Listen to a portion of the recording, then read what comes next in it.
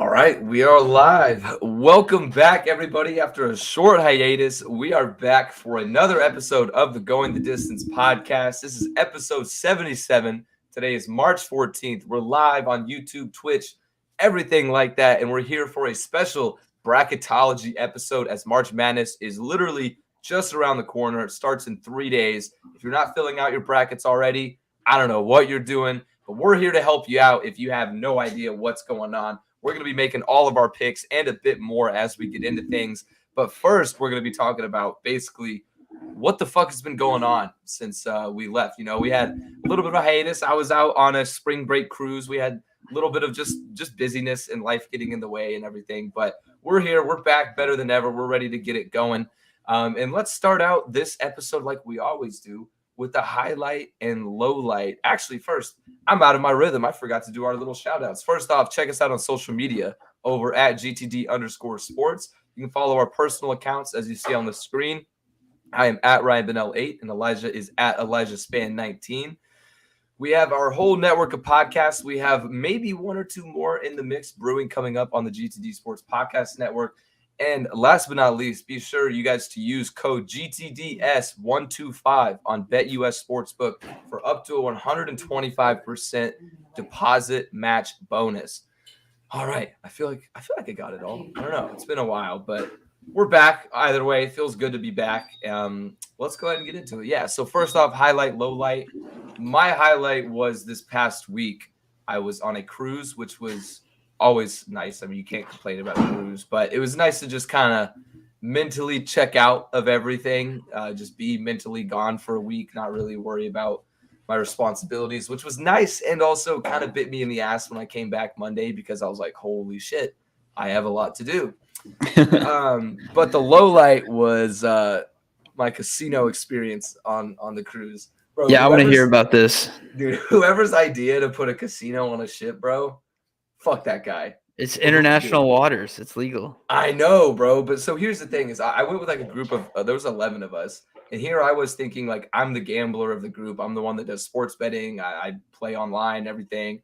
And I thought I was going to be dragging people to the casino. Nope. Everybody, literally every single day, let's go to the casino. Let's go to the casino. And I'm like, this isn't good for me. Like y'all need to chill out, bro. Like, yeah. Honestly, like your vacation should probably include like no gambling. I know that should be my vacation, right? Because I took a week off of sports betting. Like I really didn't sports bet that much. Yeah. But man, no, because I lost a decent amount. I won't get into how much, but I lost a decent amount. That sucks. And there was one. Wait, what are you gonna say? That's the way it goes, dude. With the real casinos, yeah, they just suck you out because you're like, I can make it back so easily. Yeah, because I had a couple days where like I won, and then a couple days where not so much. And like there was one where I started like 150, went down to 20, and then somehow made it all back to 300 on just blackjack. And I was like, all right, I'm done there. Next day, all gone. So, but no, I remember, bro, because playing blackjack, there's a book, right? Like, the book. You've heard of that, right? Yeah, the book. Yeah. And so I'm sitting there and I'm a big time like numbers guy. Like every time I'm playing blackjack, I am just constantly thinking of like percentage wise, like what are the chances they're showing a 10 or what are the chances I bust versus this, all that. I'm just thinking about it. And I play by the book about 90% of the time. I rarely ever go with like a gut feeling. And so we were at a full crowded table and this old dude is playing like 3 hands, throwing $50 on each hand. And so obviously he must have been a gambler if you're doing that. And he hears me talking about the book. He's like, what's this book you're talking about?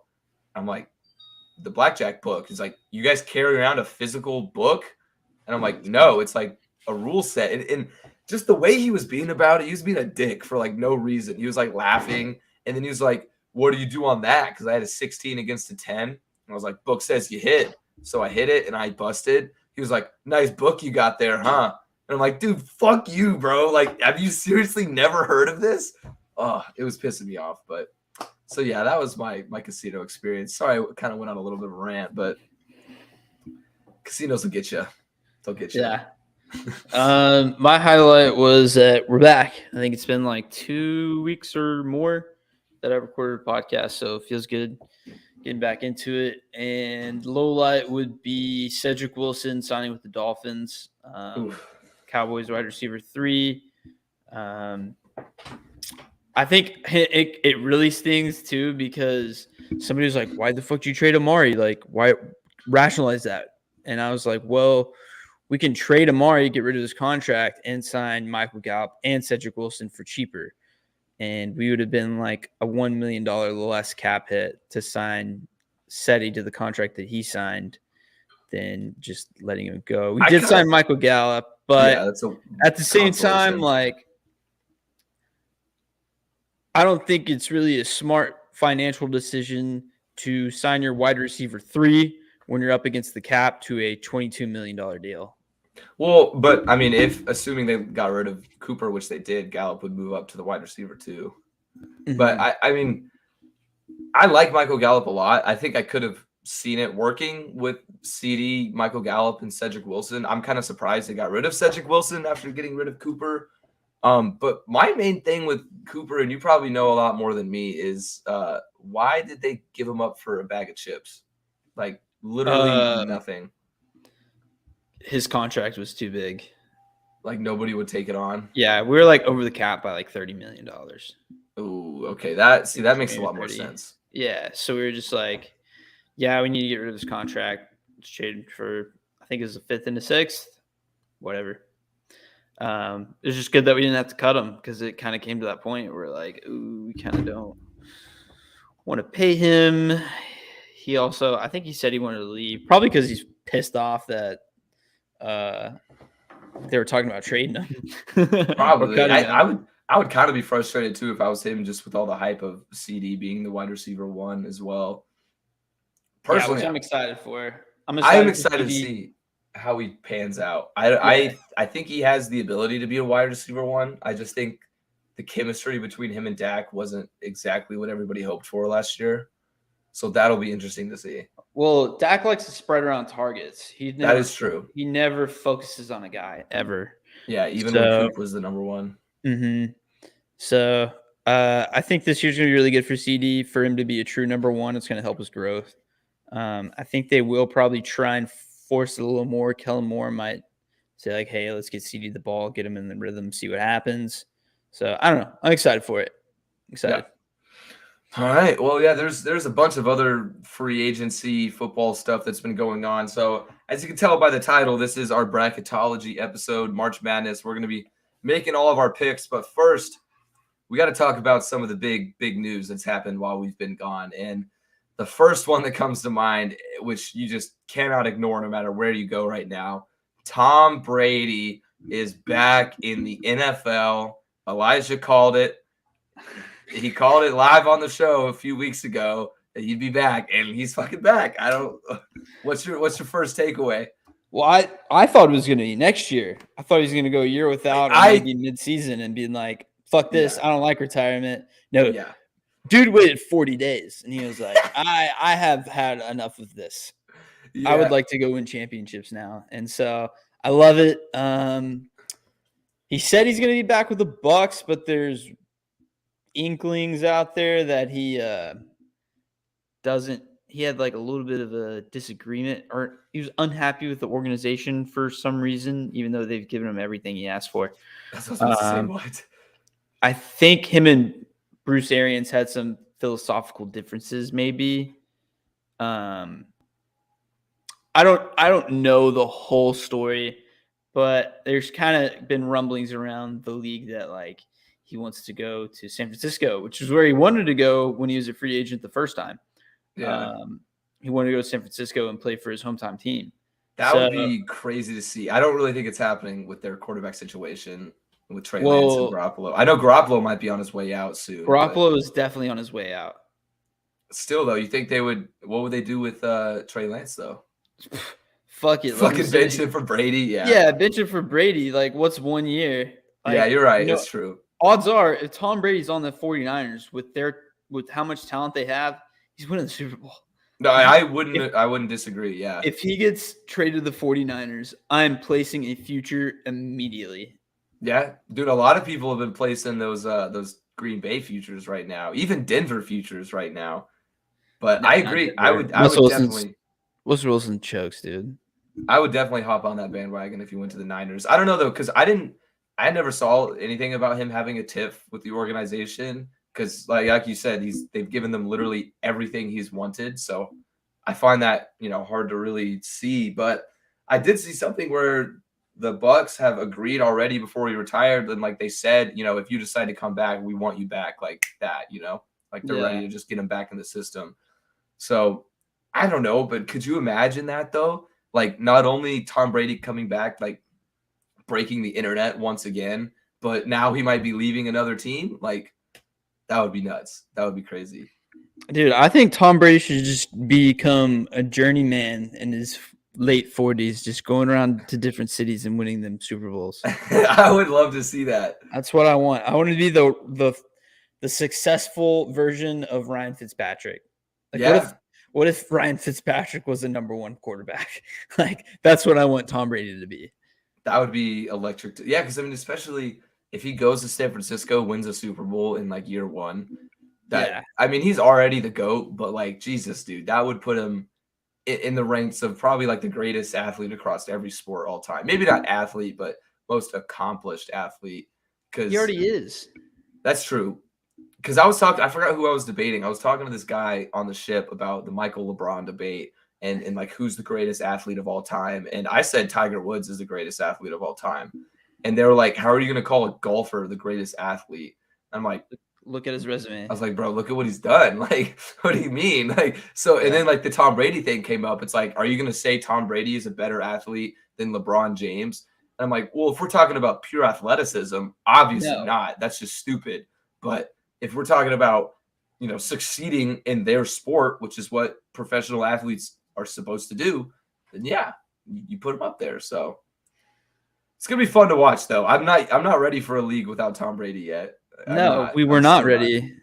We were not ready, and I don't think, dude. Man said that he always said 45. That was his number. In the past, I think he can play till at least 47 now. Dude, I want him to go to 50 just to do it, bro. I want him to go to 50 really bad. Just to get to 50. And I think he could. I mean, look at his stats last year, bro. He's playing arguably better now than he did 10 years ago. Yeah, led the league in passing and touchdowns. Ridiculous. Stupid. Well, there's going to be more to come on Brady, I'm sure, and maybe even some free agency news. Yeah, but we're planning on doing a big episode probably on Thursday where we just hit everything NFL free agency because it's been nuts. Maybe even we could touch on some MLB free agency now that that's opened back up. Mm-hmm. And yeah, but another big move was, which we'll just touch on a little bit, won't go too heavy into detail until our Thursday episode, but Russell Wilson is now a Denver Bronco.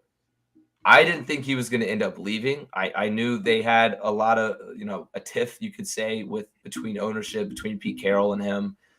But man, the Seahawks are in a major rebuild now because they got a lot of picks. They just released Bobby Wagner as well. They can make a splash in this year's draft with all those picks. I really wouldn't be surprised if they go after Malik Willis. Well, they only have one first-round pick because of the Jamal Adams trade. If they didn't make that, if they didn't, which I think after this now, if they had that pick, they would have the 9th and 10th overall pick. Yeah, that's what I was thinking. I think the Jamal Adams trade has turned into probably one of the worst trades of all time. I mean, yeah, just based on trading 2 first-round picks for a safety. Well, then they get I forget the exact deal on Russell Wilson because I mean they got future picks as well. Like, couldn't they necessarily? Yeah. I think they got those future picks potentially. I think it might have been 2 firsts, 2 seconds. Let me see. Hold on. And a 5th, and then it was Noah Fant. Yeah, Noah Fant. Poor Noah Fant, bro. Drew Lock, and a defensive end. I can't remember his name. Okay, so yeah, right now, yeah, you're right. Seahawks only have the number 9 pick, which is actually a really good spot for them if they want to get Malik Willis, who I think that's who they should go after personally. I don't think they can afford to have Drew Lock as their quarterback. Nah. But then again, it's a rebuild. I don't know. Like, I think they should just tear it all down, suck for a year, not have a guy in place, figure it out next year. Like, just become absolutely terrible, have a terrible year, and then try to get like Bryce Young or I don't know, one of the other CJ Stroud or somebody like that. Like, I would just say fuck it. I could maybe see that. I think Yeah, a lot 'cause- of teams are just gonna send it in and try to get one of the because next year's quarterback class looks a lot better than this one. Yeah, dude. If I was these teams, like if I needed a first round quarterback, I agree. I would wait because Malik Willis is really the only person in this class that I think can have a successful NFL career. And he's a project. Yeah, yeah, he is. And I think though the only reason I'm saying it for Seattle is because I think it's a good fit. Like I think he would work well, but maybe not anymore. Who knows? Because they're rebuilding, but they still got weapons. They still got Tyler Lockett, DK Metcalf. It's not like they lost those guys. Tyler Lockett might be on the way out too. Really? Yeah.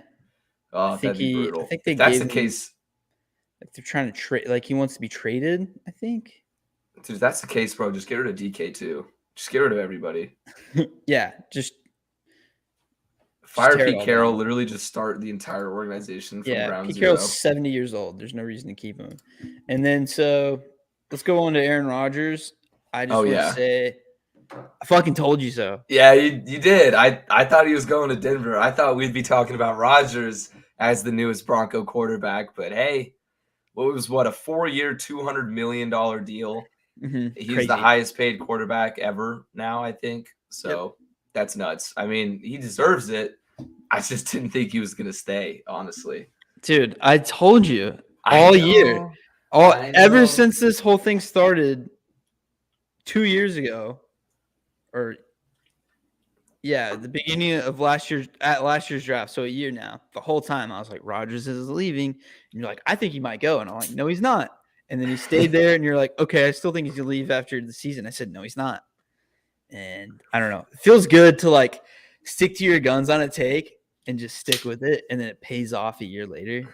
I wanted the chaos, bro. I wanted to see the chaos, I mean, I'm always down for chaos, you know that, but I mean, we got a little bit still with the Russell Wilson trade, so I'll take that as a consolation. But yeah, now I feel terrible for all NFC North fans.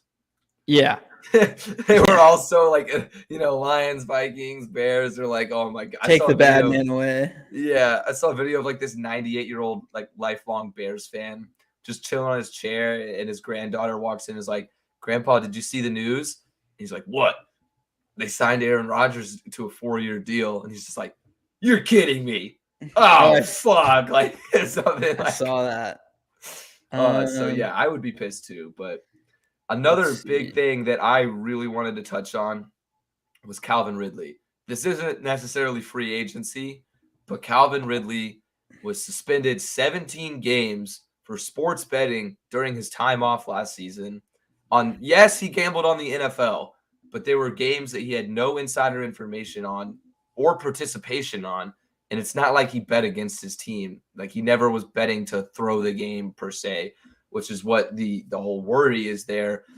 So my question about this is, I know I feel very strongly about this, and I'm sure you probably agree, but I want to get your take.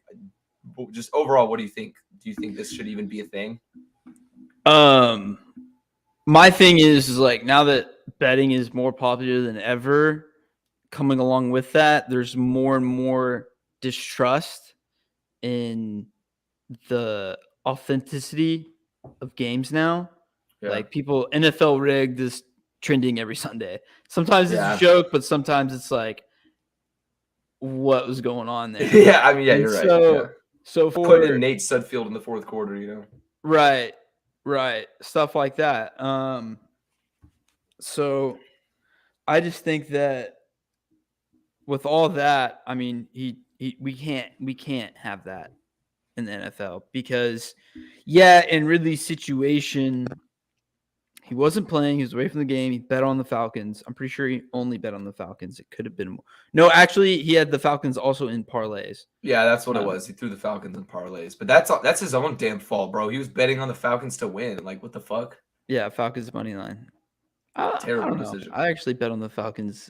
I bet on the spread a couple times. Yeah, spread. I always go spread. Yeah. And then, but like the league kind of had to like set an example. Like we are not going to tolerate this. Like we cannot do that. And I kind of agree with that. I know that's kind of a lame take. A lot of people are saying like, dude, like a full year is aggressive, but like, I don't know. They got to nip this in the bud. I mean, that's To a lot of people, that's an L take, but like it's really what I feel like. You know what I mean? So my take is, and I see where you're coming from, but the main thing that pisses me off is that Ray Rice got 2 games for beating a woman in an elevator. Meanwhile, Calvin Ridley gets 17 games for betting less than 1,000% of his salary on some NFL games. And I agree that there is no route. You don't want to risk the NFL rigged. You don't want to risk anything. So here's my, what's the word I'm looking for? My presentation, or my, what, you know what I mean? My TED Talk. Yeah, sure. Is I think they should implement a system, especially now that the NFL is so in tune, so correlated with these sports books like DraftKings, FanDuel. They have partnerships. Even the major media companies like ESPN has partnerships with DraftKings. It is everywhere, and there's no avoiding it. They promote it now. So with that, they should set up a complete new division to where they have people monitoring these players' bets. If they want to bet, they can. They monitor their bet. They set strict rules. You're not allowed to bet on games you participate in, stuff like that. All your bets must be public. All the money must be public information as well, so that there's no room for, oh, well, this guy bet against his team and then played a terrible game. Obviously, he's throwing it. And maybe it wouldn't work down to the T, but that's just my philosophy. I feel like that might work out, might give people the opportunity, because I really wonder how common this is in the NFL. I wonder if there are people just kind of betting under the radar right now. 100%. That there's got to be, right? And so Yeah. I feel like this would make it a way to like almost ensure that there's no throwing or rigging the games and stuff. But not a lot of people just like the idea of the players gambling on football. So Yeah, that's an interesting proposition. I'd have to see like all the details though if I would really get down with it. that's the word I was looking for. Proposition, bro. Damn it. Gotcha. Yeah. Yeah, I don't know, but damn, 17 games. Yeah, it is a lot just for that, but it is what it is. In other news, though, baseball, not so much football news, but baseball is back. Thankfully, after a long hiatus, they're going to be doing doubleheader 9-inning games now to catch up with the games they missed. The CBA came to a new agreement. Yeah, I mean, I'm pretty excited to be betting on Nerfies again. Yeah, I didn't think we were going to get baseball till at least June, at least. So yeah, it's pretty nice. After they missed that deadline, I was like, all right, well, here we go. And the whole time they're like, nothing is happening. Yeah. Like no progress was being made ever. Yeah, no progress, standstill, deadlock, all the words, and then one day they're like, "Hey, we figured it." Yeah, it's just randomly drop the mic, like, "Oh, okay, cool." I was like, "All right." Yeah, now free agency's been popping off a little bit. Yeah, which we can get into on Thursday. Yeah. Let's see. We already talked about this a little bit. The Browns. Got Amari Cooper for a bag of chips. They also released Jarvis Landry, which that was weird to me, but Landry wanted out. Yeah, probably. Khalil Mack is a Charger. That's going to be interesting to see. And J.C. Jackson. Oh, you're right. Yeah, dude, that division is going to be tough, bro. Dude, it's impossible. They're literally 3 playoff teams guaranteed. I can't wait for Russell Wilson to choke so hard in like week 18 when a playoff spot's on the line. Do you think a lot of people are high on the Broncos though to get there? Like, do you think in that division, who's your pick to win it? Who's your pick to get last? Just based off the recent signings. I'm going with Chiefs to win it and Raiders to get last. Say. I'd probably agree with that. No, I'm going Broncos. Broncos last, really? Yep. Interesting. I think one thing, a tweet I saw, which I really agree with, is Derek Carr is the best quarterback in the history of the NFL to be the worst quarterback of his division. I think I was about to say, I think you can't really argue that Wilson is not better than Carr because he is. I kind of I want to see what McDaniels is going to do there. I think McDaniels can get third. I would like to see that, yeah. And then Chargers 2, obviously. And then KC 1 because they're King Supreme. Dude, everybody's high on the Chargers, and I'm really not, bro. I know I love Herbie. Khalil Mack to help. Yeah, see, I'm just anti-Herbie because I love Herbert, but I'm also like a small part of me is anti-Herbie just because of all the Burrow comparisons. I don't want him. I want Burrow to be the one with all the success. Right. So, but he's fun to watch. I'll give him that. Burrow's got him for a while with that Super Bowl appearance, so I don't think you have to worry about that. That's true. Until Herbie gets accolades. his. Yeah, which will probably come eventually. I think he is a Super Bowl winning quarterback. It also is the Chargers, so that's that's the tough part. Yeah. That's where they get you. Yeah. Dude, the AFC, bro, is just stacked. Literally insane. The quarterbacks are insane. The offenses, I'm excited to watch it. The playoffs are literally just going to be a bunch of coin flips, like who goes where. I don't think the Bengals can make it again in this AFC division, but we'll see. Another big one in the NFC this time is Carson Wentz traded to the Commanders. You were high on Carson Wentz at the beginning of last year.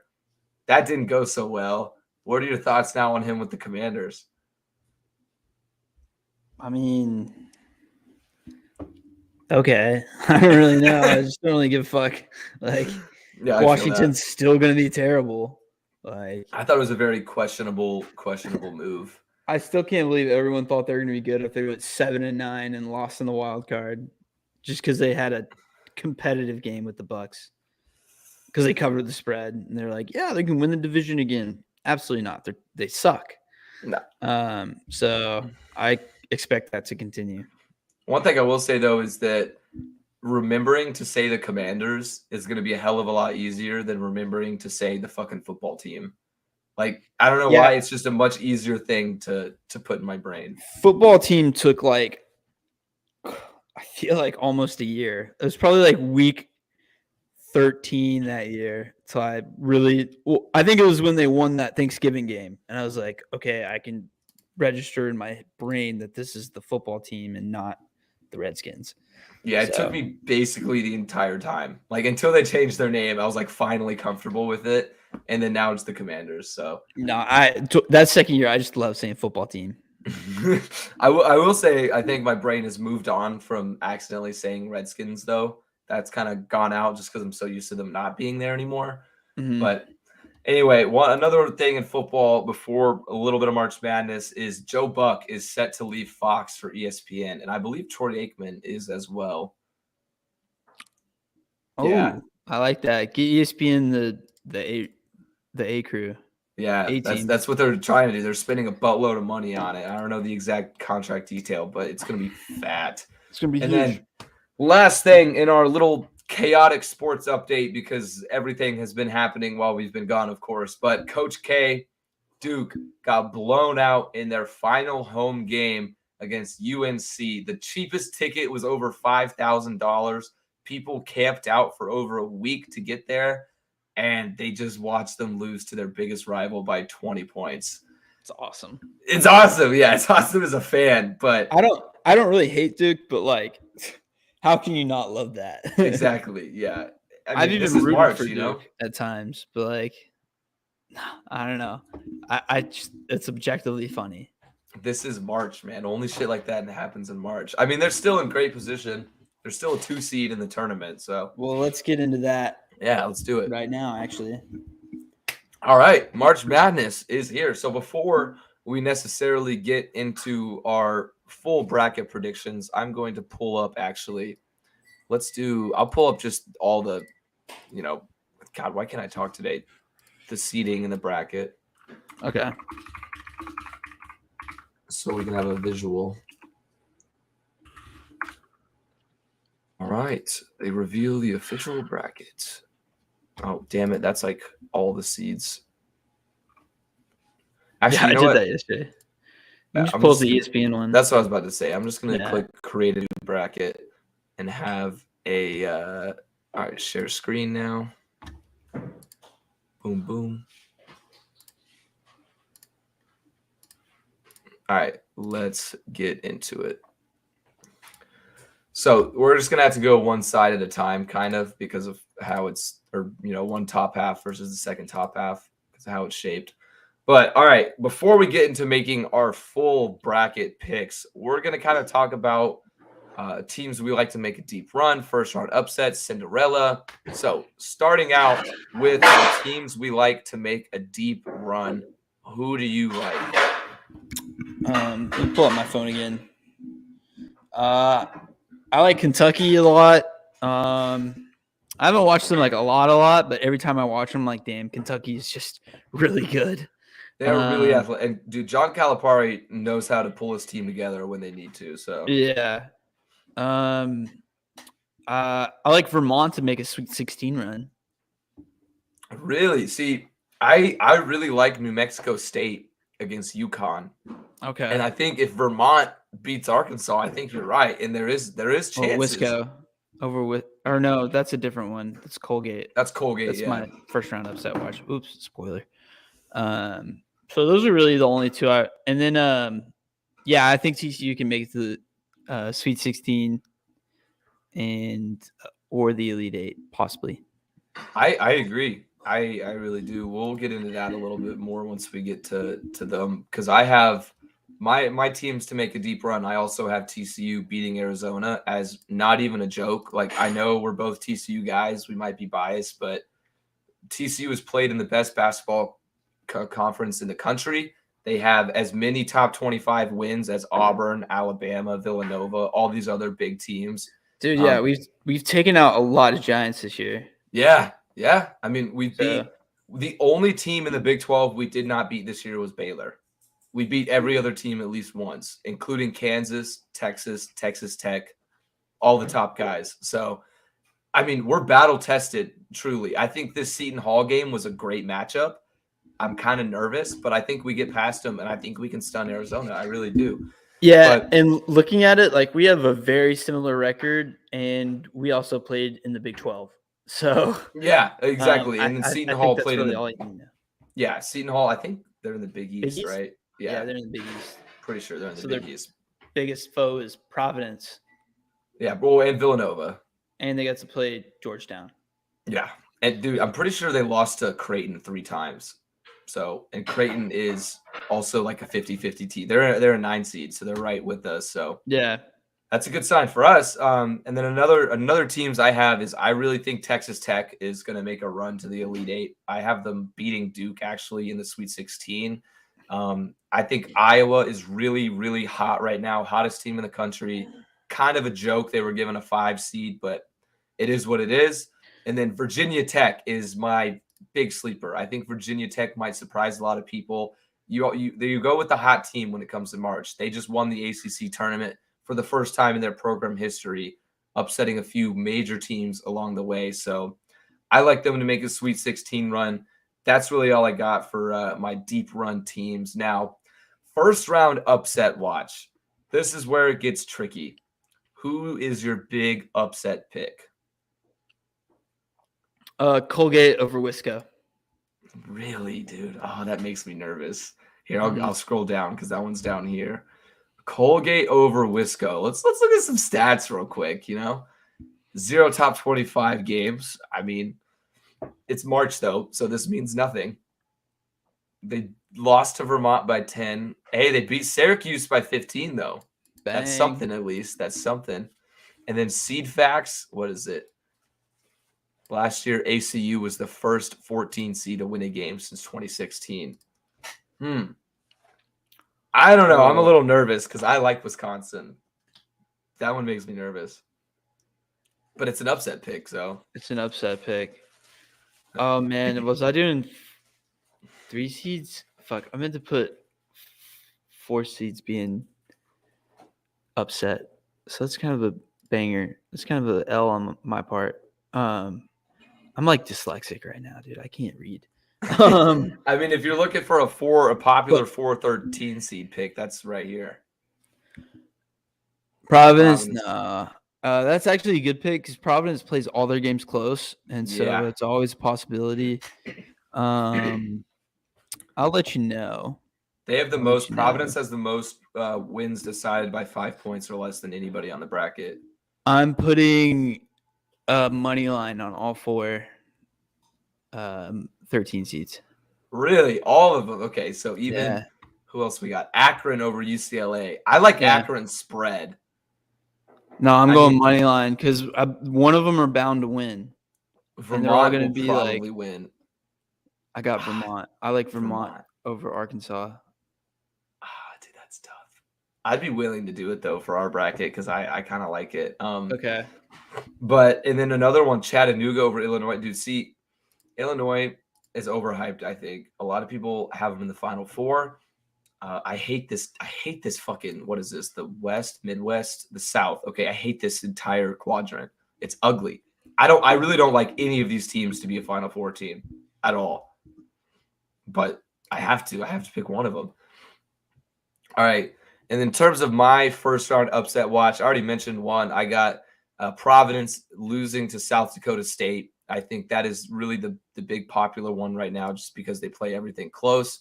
I already mentioned this. Virginia Tech, the 11 seed, beating Texas. New Mexico State, 12 seed, beating the 5 seed UConn. And my free upset pick, literally, if this doesn't hit, I will like shave my head bald. Give me Ohio State losing to Loyola Chicago. Sister Jean does not have a first round exit, bro. Sister Jean she's bringing the magic no matter what seed they are. True. They're getting at least one win. All right, and then last but not least, if you had to pick one, who is your Cinderella team candidate? TCU. That's music to my ears. Yeah.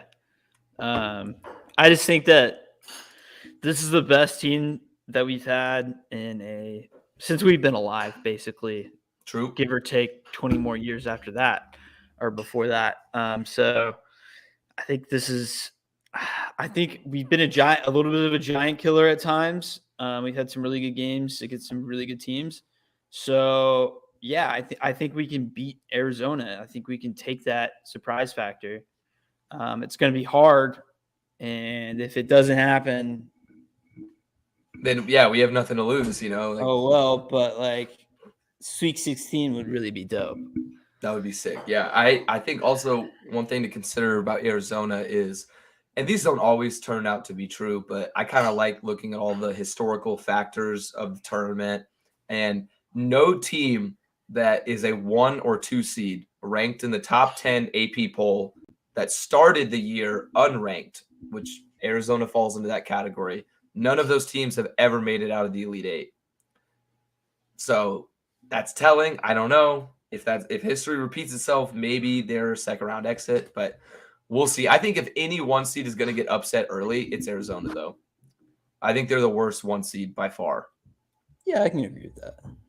And then my Cinderella pick, if I had to go with one, I already said Virginia Tech, but I really, really, really like Colorado State to make a run. Even though they're 6 seed, it's not a true Cinderella, but they're in the Mountain West, for God's sakes. That's a Cinderella to me. So yeah. I could see Colorado State making it to the Elite Eight. I would like to see that happen too. But alrighty, let's go ahead now. Let's make our picks. Let's do it. So, all right, can you zoom in a little bit when you make them? I can't really see. Yes. How's that? All right, good. That's good.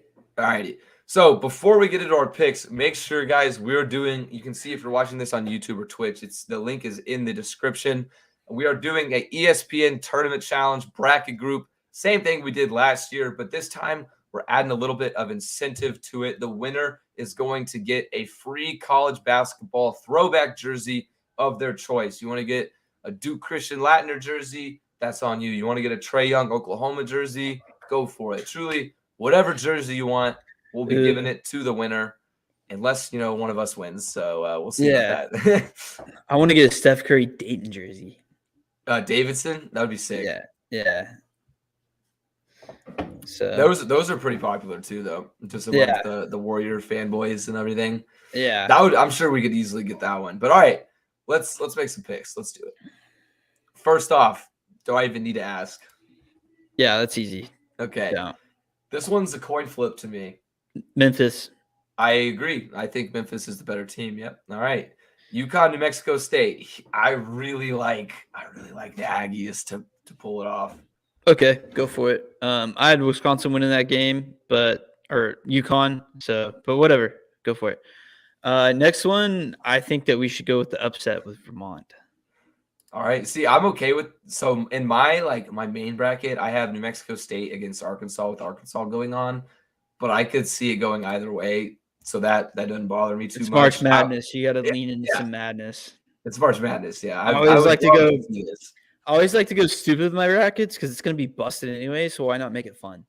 Yeah, and all that really matters is if you get your Elite Eight in your Final Four and your Yeah. championship teams. That's really all that matters. So, all right, on to Alabama.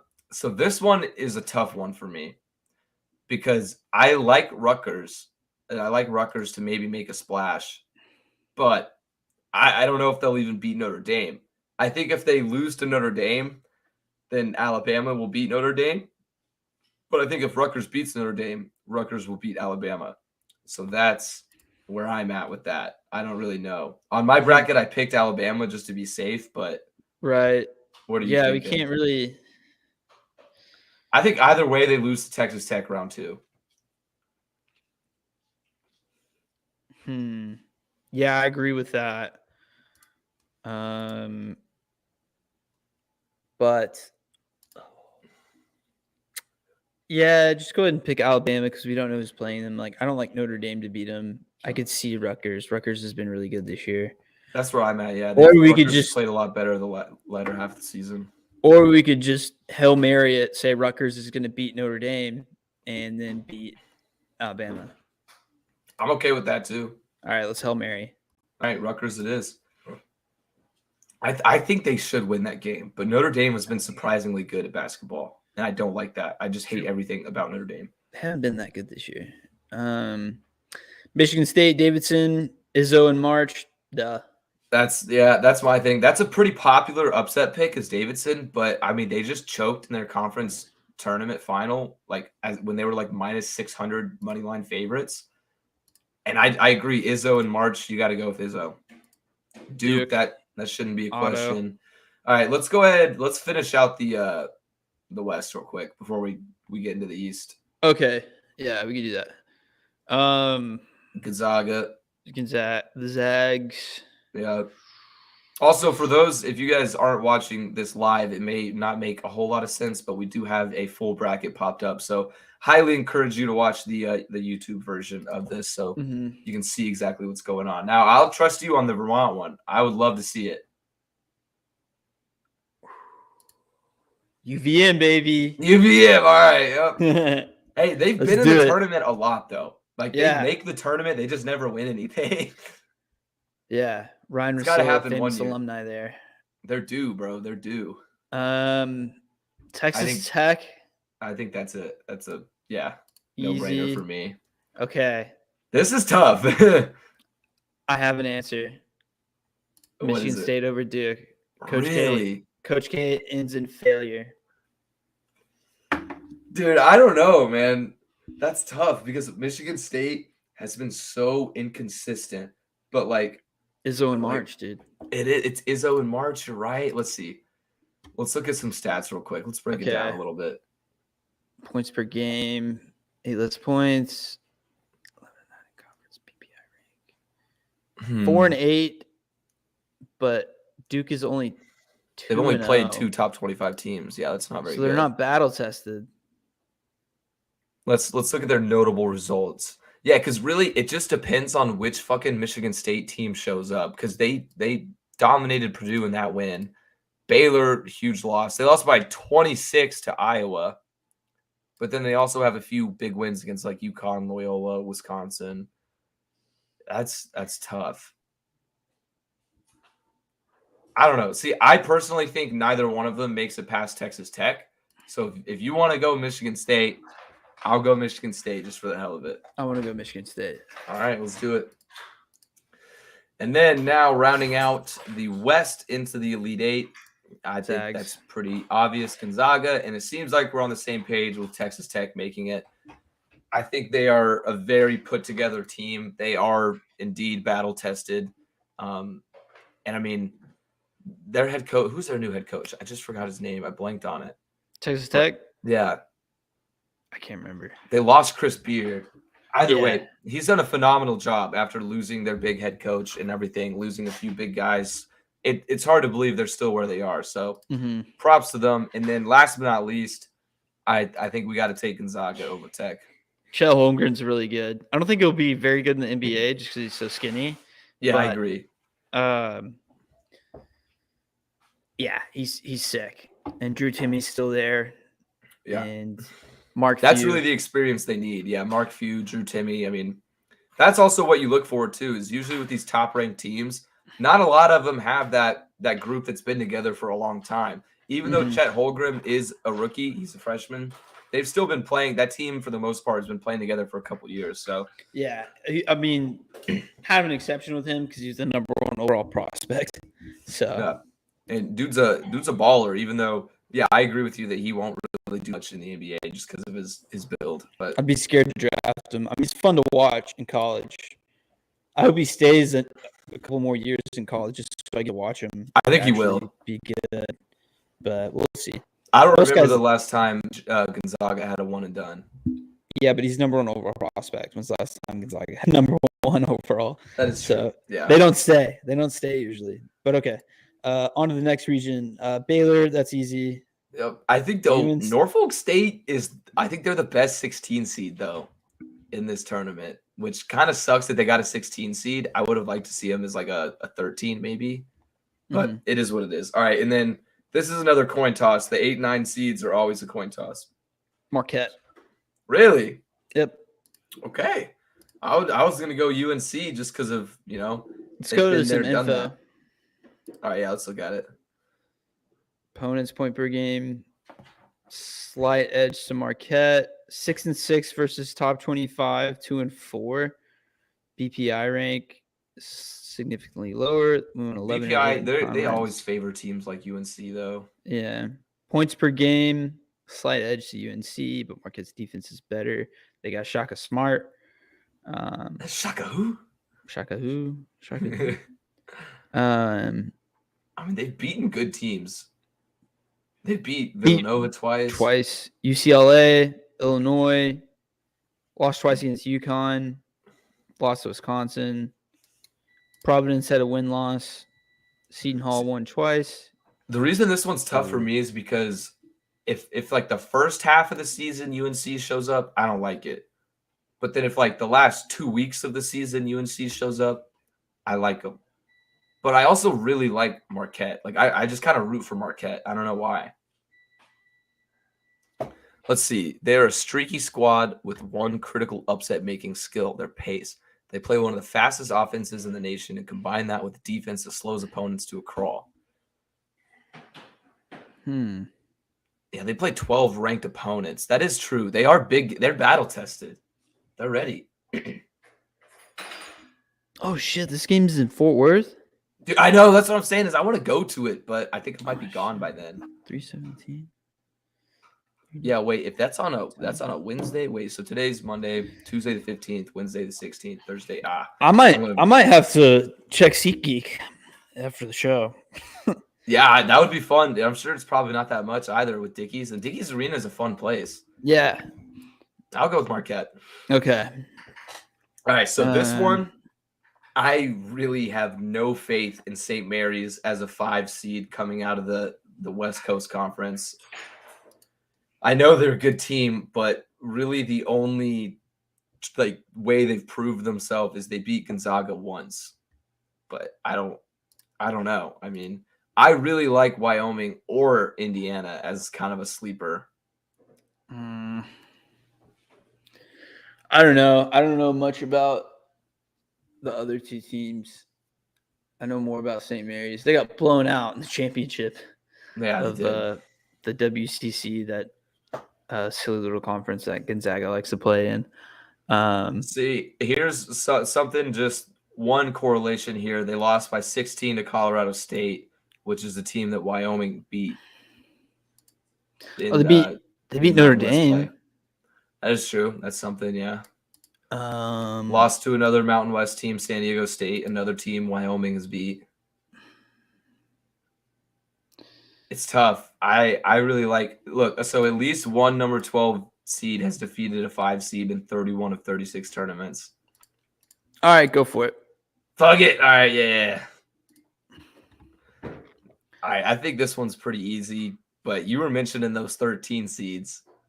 Nah, UCLA. Yeah, I think UCLA. This team they've been together. It's like basically the same team as last year, and they made a run. So This one is my big upset pick. Go for I it. don't. All right, cool. I was I gonna mean, say I only had Texas losing in the round of 32 anyway, so I'm cool with the first round exit. You can do it. yeah, because my thing with Texas is no team that's lost their first game of their tournament conference has made it past the Elite Eight. I mean, I know the Elite Eight is a lot farther than round one, but Texas looked like shit, dude. Yeah, TCU they've clowned crumbled. them. Yeah, TCU clowned them. I was on a boat. I was on the cruise. I couldn't really watch the game, and I got a halftime notification. TCU down by 18. I'm like, all right, shit. Let's pray we get in at that 10 seed then. And then I get an update with the final score, and I'm like, how the fuck is that possible? Like, what? No way. So largest comeback in the Jamie Dixon era. Love to see that, but yeah, I like the Hokies to make a splash because they are hot right now. Okay. Purdue, Yale. This one seems pretty obvious. Purdue. Yeah. This Murray State versus San Francisco is a really, really tough one for me. I like Murray State. Yeah, I mean, that's the thing. I want to lean towards it because they have fucking 30 wins. But San Francisco's played a little bit better opponents.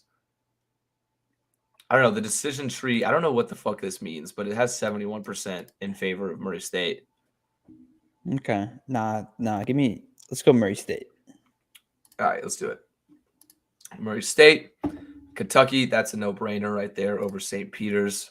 Now, let's finish out with Baylor over Marquette. I agree. Yep, no opposition there. UCLA moves on. Mm-hmm.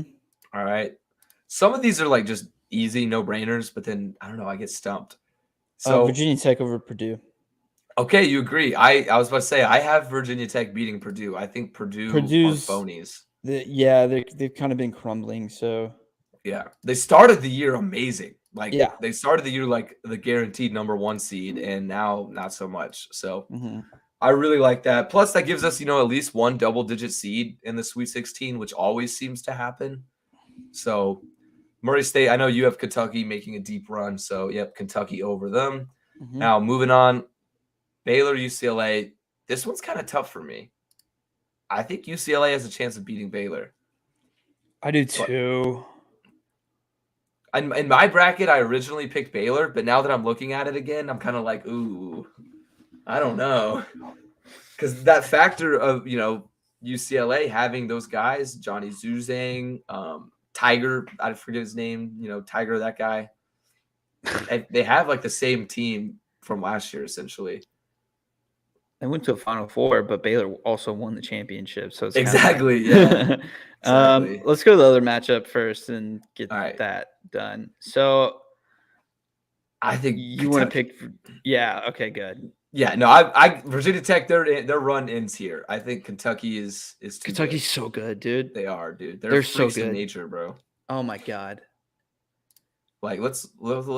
Let's look at some stats. Opponents points per game 66. They're 3-6 against top 25. That's kind of concerning. 66 points per game, 14-4 in conference, and SEC has made themselves a pretty decent basketball conference. Yeah. And then 79 points per game. BPI rank is 3. That's pretty. That's pretty high up there. Also, the BPI rank for Virginia Tech is 19, and they're an 11 seed. It's crazy. That makes me even more confident that we picked them in the Sweet 16. But no, I think just tournament time, regardless of how. I mean, look, they beat Kansas by 18. They beat Tennessee.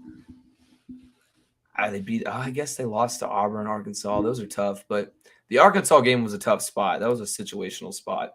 I'm still confident on Kentucky to get there. So back to this Baylor UCLA game. I don't know what to do. I really don't. Because I think whoever wins this one's going to lose to Kentucky. Click the info. All right. Let's see. Pretty solid against top 25 teams. The only thing that bothers me is that UCLA played in the Pac-12. And the Pac-12 is probably the worst of the power. I guess for basketball, it's Power 6 conferences because you have to include the Big East. Yeah, go Baylor. Baylor's good. They still fucked me on that Oklahoma State game, but yeah, Baylor is good, and I don't like that they're that good. I don't All either. right. That's why we have Kentucky going to the Final Four. Yes, sir. Click. I already go ahead and click it. All right.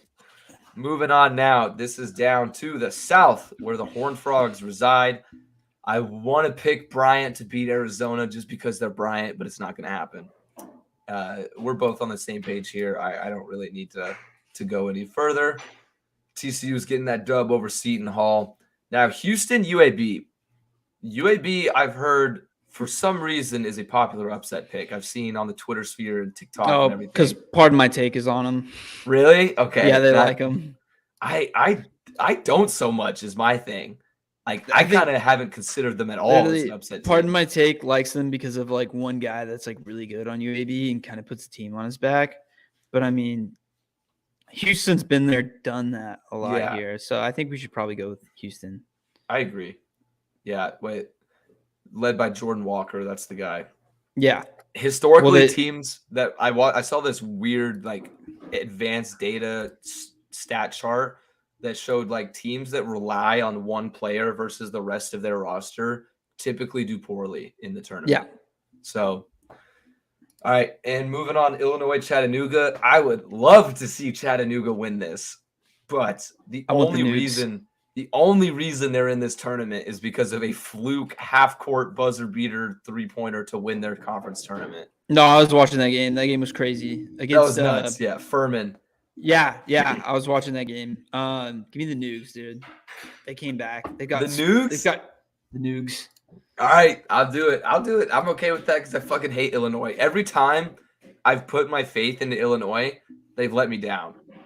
The only reason I really like them is because of what's his name, Cockburn. That dude's a fucking monster. Yeah, that's yeah, sure. Yeah, Cockburn. Is that not how it's said? Not Cockburn. Oh, maybe it's a different guy. No, Kofi. You're right. Kofi Cockburn. Oh, I guess it's pronounced Coburn. That it probably is because they don't want to say cock. I just like saying it, so it's more fun to say my cock burns. But anyway, I would love to see Chattanooga get that. That's another 13/4 seed we got. It's chaos. It's March. Fuck it. Now for me on this one, easy Colorado State. I was about to say this is a no-brainer to me. I think Michigan doesn't even deserve to be there. They're fucking 17-14, bro. I know it's so stupid that they're in and A&M is not. Oh my god, A&M got snubbed so bad. You can make an argument that SMU maybe got snubbed, but even so, like more so, yeah, A&M because they played in a good conference. They beat Auburn. They barely lost to Tennessee in the conference title game, but I thought they deserved it, which is also another team that TCU has beaten. They beat A&M this year. Mm-hmm. So moving on, Tennessee, Longwood. Fucking who is Longwood, dude? Give me Tennessee. Yeah. That's your Ohio State, Loyola. You're all over Loyola. I am all over Loyola. I like this a lot. We could do that. What did you pick in your bracket? Loyola. Okay. All right, good. On the same page. Villanova, pretty self-explanatory to beat Delaware in that round one game. Kansas. Right. That's the next division. Okay, so we said it. Let's make it happen. Let's do it. TCU. The Frogs, baby. We're picking it. We're picking it. We're doing it. Ecstatic if this happened. But I actually think that we have a chance more than any other March Madness year in the past, which has literally only been 2 in my entire lifetime.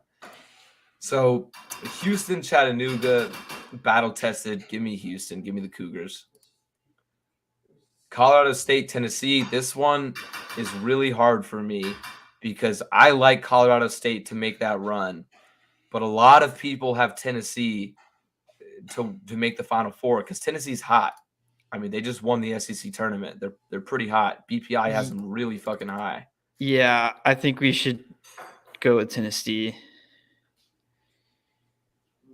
They beat St. Mary's, win-lose to they LSU. beat Creighton.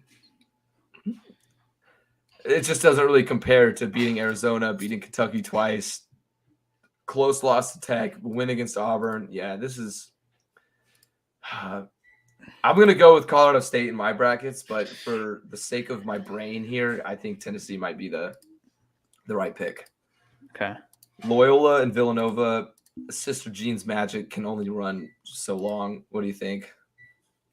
Yeah, I mean, yeah, that's right.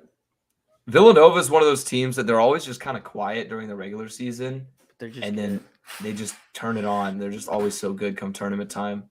All right. Do we send TCU to Elite Eight, or does it end here? Dude, okay, so here's my thing: is matchup wise, I kind of like the matchup against Houston.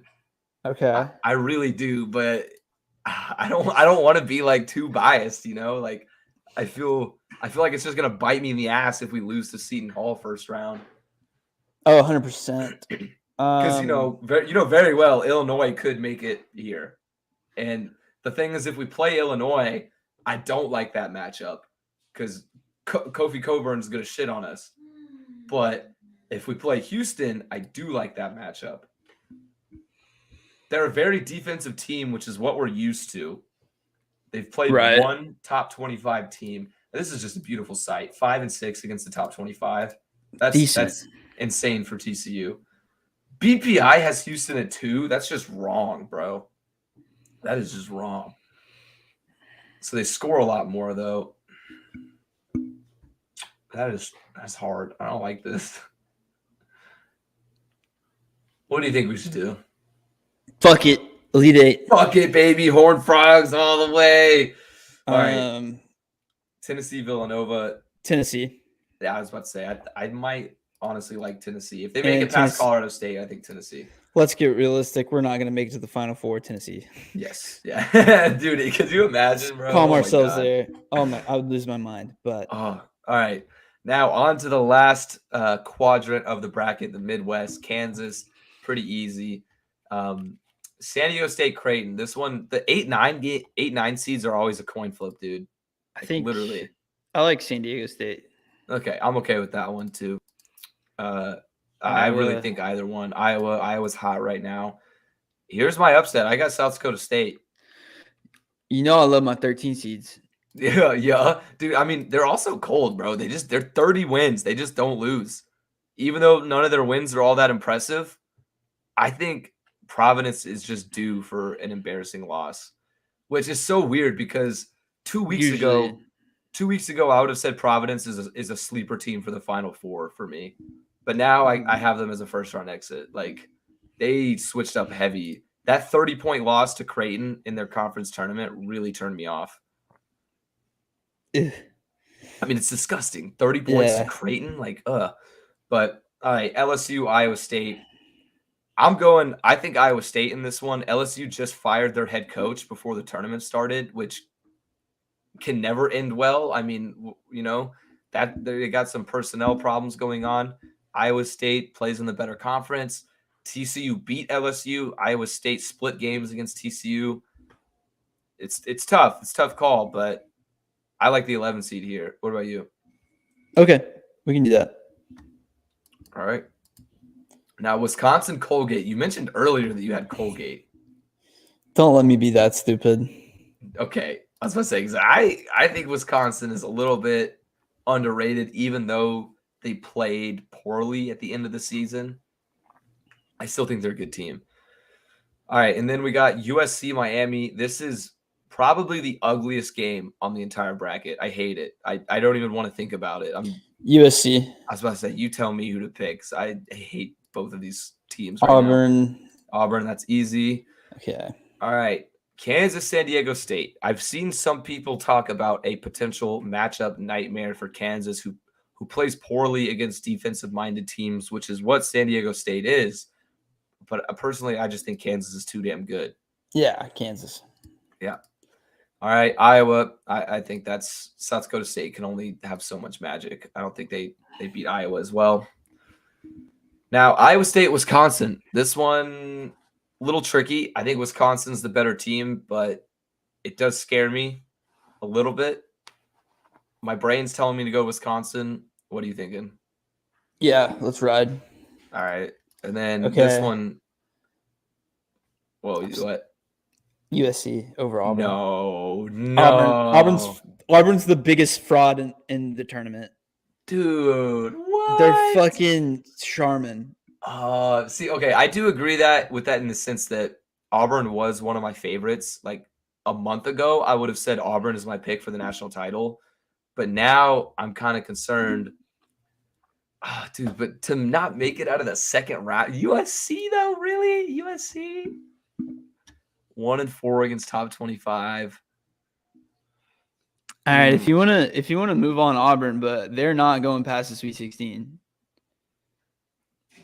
You think Wisconsin beats them in the Sweet 16? Yeah. I'm gonna put. I don't think USC is that good, so I think even if Auburn is phonies, USC are phonies as well. So I will agree though, and I'll put Wisconsin ahead of them because Wisconsin's not gonna make the deep run. dude, I know that's what these are all ugly though. That's the thing is like, yeah. Like, do you trust Iowa State to make it to the Elite Eight? No. Exactly. I don't trust USC to do it. Would you have USC over Wisconsin? No. Probably not. Yeah, this is like the ugliest quadrant for me. Yeah. I don't like it. I don't know if you want to ride your Iowa hype train, you can. I don't know. I like Kansas in it. Okay. What do you think? I don't know. You're the more college basketball expert. I'll let you pick this one. See, because Kansas has a history of choking in the tournament. That's what I was gonna say. Like big time. Yeah. And Iowa is hot. Let's ride Iowa. Right. I think whoever wins this game moves on all the way. Okay. We'll ride Iowa. Okay. Damn, Iowa in the Final Four. Let's see the info real quick. I want to see what their matchup is because they're both in the Big Ten. No, not Iowa and KU. Sorry, yeah. Iowa, Wisconsin. Okay, 71, 66, 2-5. They're 5-3. Let's see what their record was against each other. Iowa's much better offensively. Yeah, they score a lot. So with these stats, Wisconsin's average margin of victory is 4 points, while Iowa's is 12. Yeah, let's go Iowa. It's pretty solid. Decision tree has Iowa over Wisconsin. Yeah, I think just based on the way they've been playing lately, I think they can do it. Okay. Yeah, I don't know, man. Just because now we have a 3 seed and a 5 seed in the Final Four. That makes me nervous, bro. This is March Madness. Or wait, is that the Final Four or is that the Elite Eight? No, yeah, it's the Final Four. We also have a 1 seed and probably we'll have a 2 seed. Yeah, we have 1 seed Gonzaga. 1 seed, 2 seed. And then we'll have a 3 and a 5. Not too shabby, actually. That's not crazy. It's not that crazy. Now, I'm okay with either team here, Kentucky or Gonzaga. You like Kentucky, though. I know that. So I'm okay to pick them. Yeah. All right, let's ride it. So Kentucky to the national championship. Now, who goes to the national championship here? Tennessee and Iowa. This one's tough. Really tough. All SEC. All SEC? Yeah. Tennessee to the title game? Okay. Now, where the fuck do I make the last pick? Just scroll. Well, let me scroll. Oh, there we go. Okay. All right. This is interesting to look at, but I think we got to go with Kentucky in this matchup. I think so too. Yeah. Tiebreaker score. What was their scores when they originally played? They've played each other 3 times. Let's see. Kentucky versus Tennessee basketball history. So it was 62-69, 63-76, and 107-79. 73-69. 73-69. I can see that. Yeah, that works with me. 73-69. All right. And do it. Submit it, baby. Congratulations. All right. So this will be Elijah and I's official bracket. We may make some last minute changes, but I we'll probably just go with what we made on the podcast. So this is what we will be submitting to the GTD Sports Bracket Challenge. Be sure go join that. We tweeted it out. The link is in the description on the YouTube video. We're going to be giving away a college basketball throwback jersey of your choice if you win. But first, you got to beat us. That's the thing. All right. I feel like that was not too bad of a bracket. I mean, you never know, bro. You never know with these things. This could be Kentucky could lose round 1. Who fucking knows? Like, watch. They're all terrible. They're all terrible. All right. Let's go ahead and close things out then with some love it or loathe it. Okay, let's do it. I'll take first, I guess. All right, yeah, sounds good. All right, so first off, the Jaguars have been absolutely unloading money right now. They signed Zay Jones to $8 million a year, Evan Ingram to a $9 million deal, and Christian fucking Kirk to a 4-year, $84 million year, making him the 4th highest paid wide receiver. Dude, Christian Kirk isn't even a top 40 wide receiver. Exactly. Like, that's such an L move. Ingram was a decent pickup. Kirk might be the most overpaid player in the NFL. Yeah, he is. I would think so now. 100%, yeah. Ingram, I'm okay with because it's only $9 million and he is athletic. Yeah, that one I'm not too mad about. And then Zay Jones, fine. He's a veteran. Yeah. All right, and then next up we got the Miami Dolphins have signed Teddy Bridgewater. Yeah, he's going to be a backup QB. I love him as a backup QB. You don't think there's any room for competition there? No, but Tua gets hurt, so he'll play at least 2 games this season, at least. And I've always said that Teddy Bridgewater would always be the best backup in the league. He can't start if he's starting your full season. You're just gonna be like, well, we're gonna be very mediocre. But like in terms of being a backup, that's who you want because he makes right decisions. He's just super athletic.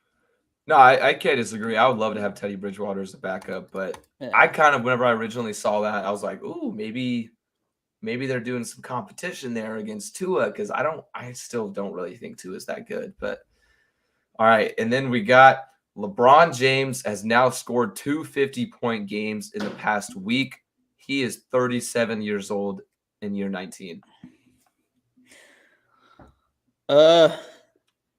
I love it, but it's not going to mean anything because the Lakers still have Russell Westbrook come playoff time. Yeah, that's true. You know what I mean?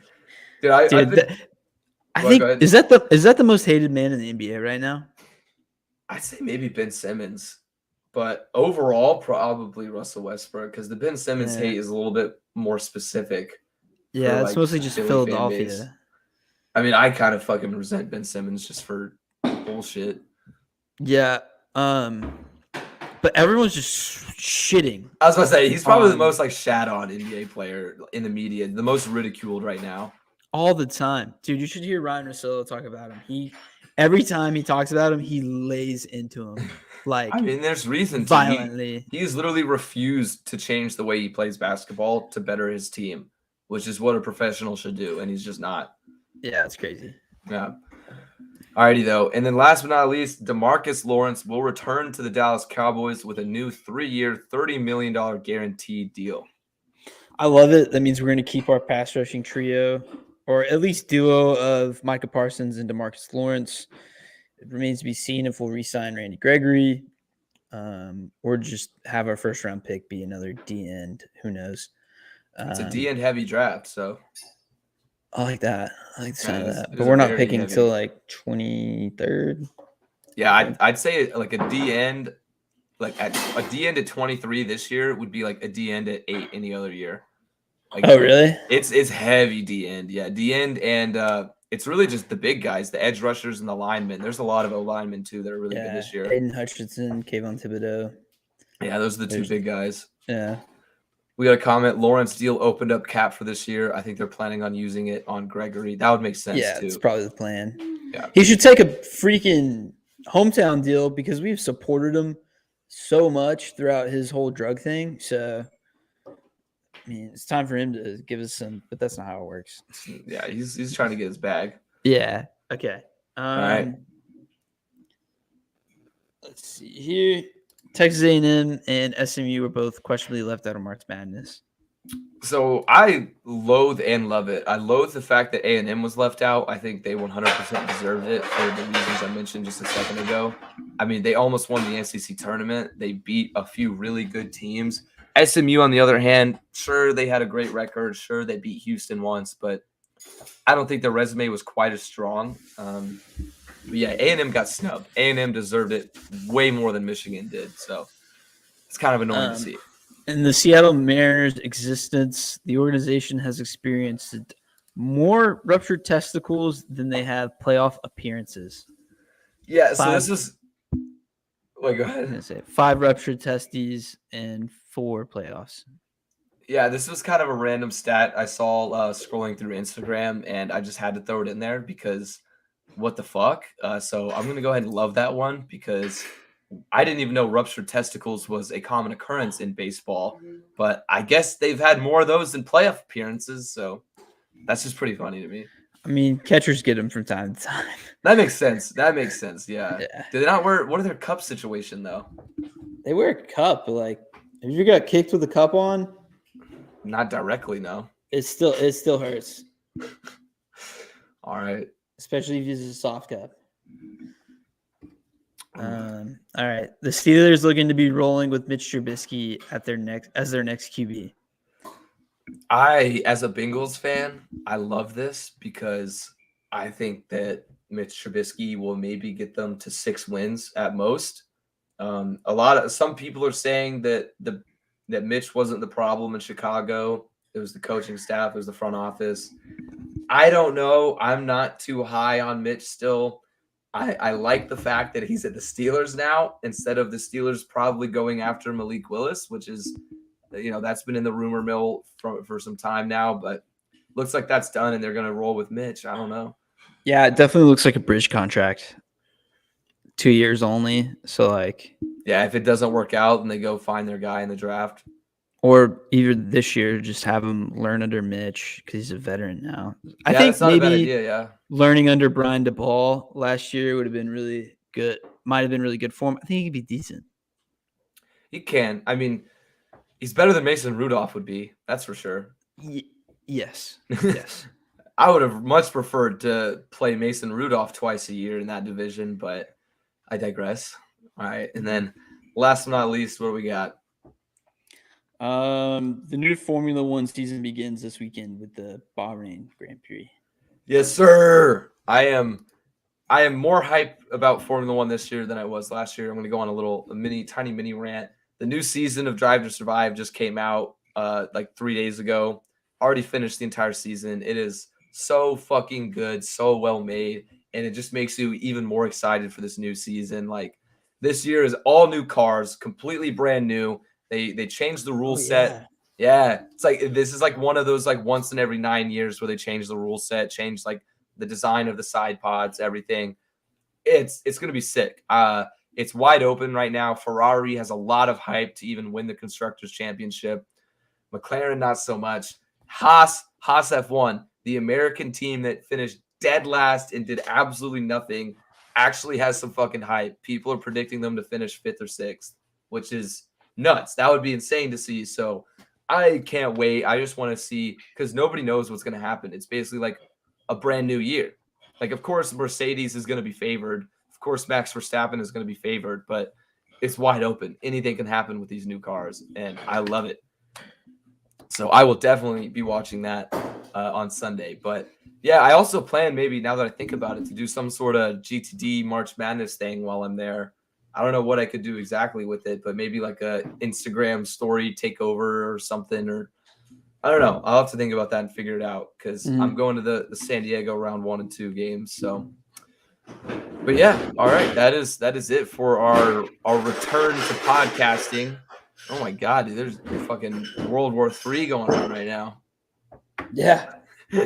Well, I mean, literally, and I'm in the background, I guess. Bad timing for that joke, but yeah, that is it though for our return to podcasting. You could say we'll be back again on Thursday, we're going to be doing mostly a free agent episode with all the crazy shit that's popped off in the NFL. And by that time, maybe more crazy shit will have popped off in the MLB.